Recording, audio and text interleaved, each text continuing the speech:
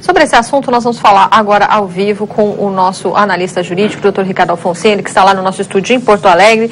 Doutor Ricardo, pode isso aí, os estados estabelecerem regras e às vezes essas regras até ficarem diferentes do que diz o novo código?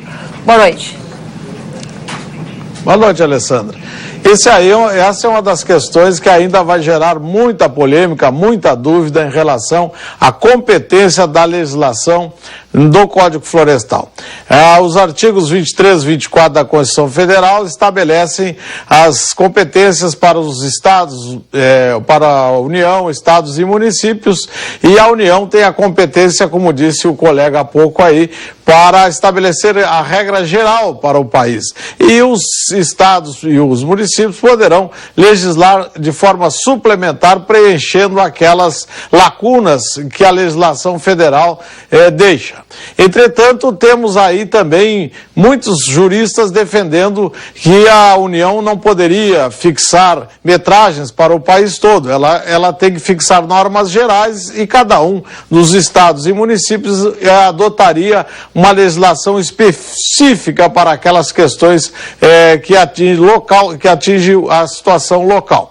Essa questão que vemos aí das veredas em Minas Gerais é uma situação dentro deste quadro que estou falando, porque tem uma situação específica e poderá uma legislação estadual, se houver uma lacuna na legislação federal, estabelecer alguma regra de proteção àquelas veredas.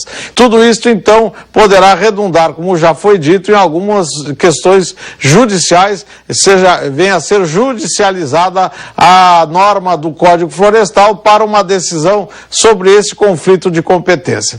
A própria questão da competência da fiscalização e do licenciamento, que já tem uma lei complementar, a Lei Complementar 140, que estabelece quem deve fiscalizar e quem deve licenciar, já mesmo tendo a legislação muito grande, são muitas as dúvidas ainda que restam de quem deverá fiscalizar e quem deverá licenciar. Então, realmente, infelizmente, a legislação nesse sistema é muito complexa e deixa muitas dúvidas e, por isso, ainda teremos muita discussão sobre essa questão da competência, quem deve legislar na matéria específica do Código Florestal em situações como essa das veredas em Minas Gerais. É com você, Alessandra.